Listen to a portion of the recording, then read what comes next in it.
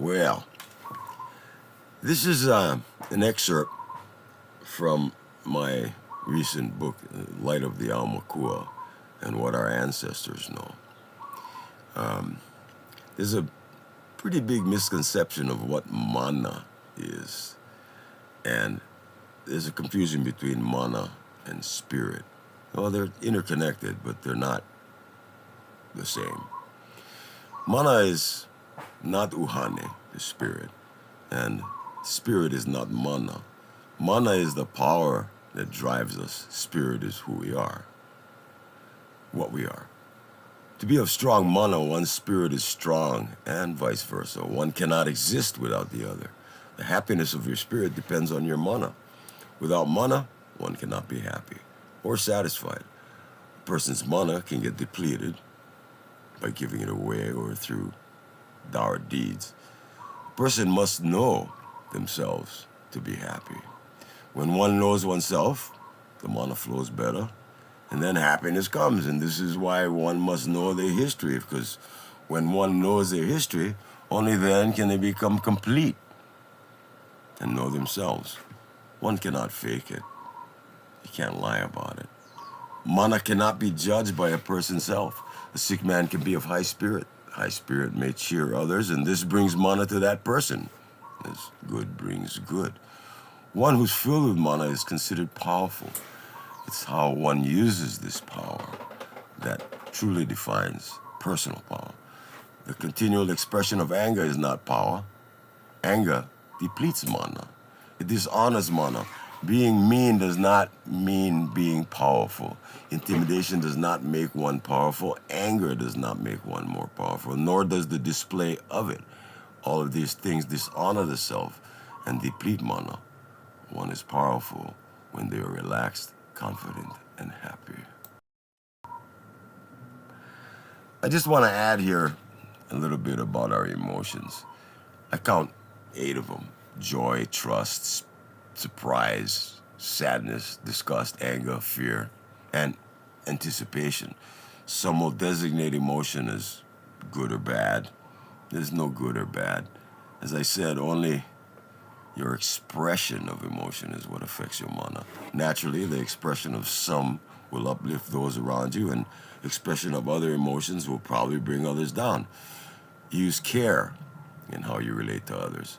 That's our kuleana. I'm not saying that you must hide your emotions, simply reflect on your effect on others. We cannot really control our emotions, but we can manage our expressions of it. Anger in itself can be normal. It's what we do with that which affects our mana. As I mentioned earlier, look for the pono, the good. Empathy. If you find yourself being angry with someone, remember that it's quite likely your disappointment that charges that emotion. Remember that you do not know what another is thinking. What I'm about to say, that was my doggy barking. What I'm about to say is for everybody. A powerful person is confident that all is right and that they can trust others. He's confident that it always works out. He's happy to be with who and where he is. He's confident in his knowledge and his ability. He doesn't have to yell. He doesn't have to be angry. He doesn't have to trot on others. One who's truly powerful is filled with mana. One who seeks power through other means erodes mana and so cannot be truly powerful. Many people mistake being loud, mean, abusive, or selfish for power. Many believe that violence makes them powerful, and they believe that doing things for themselves makes them powerful. They believe that power and generosity cannot coexist. They're wrong. These are not things that define power. They're just things born of fear, a lack of faith. These are things that drain mana and dishonor the spirit. One who's filled with mana attracts more mana. He attracts friends, people who trust him.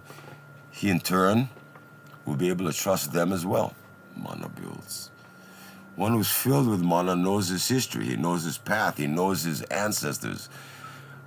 He knows who they are, and so he can know his Aumakua. He's respectful of all things living or otherwise, and he will be generous. No one can take mana from you. You must deplete it yourself. Yeah, you cannot take more mana than you need, and it's just that way. No one person can just get all the mana.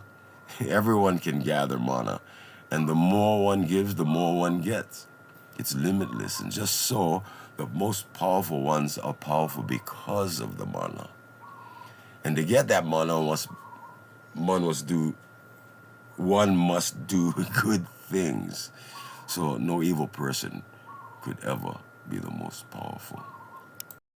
One must know their history and their genealogy. When one knows the history, it increases their mana.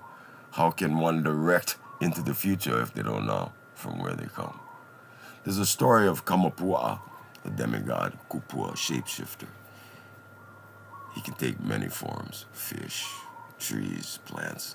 Anyway, there's a huge being, a giant lizard called Mo'o, plaguing the people of the island and keeping water from him. Aumakua trapped Mo'o in a cave, jumped astride his back, and with a huge knife cut off his tail. Mo'o, with his tail removed, lost his balance and couldn't find his direction. He tore through the countryside, ripping up valleys and creating streams and waterfalls. Without his tail, he was lost. So it is with us. Without our tail, our history, we cannot find our way. So there you have it, a little bit from my book, Light of the Aumakua. Aloha.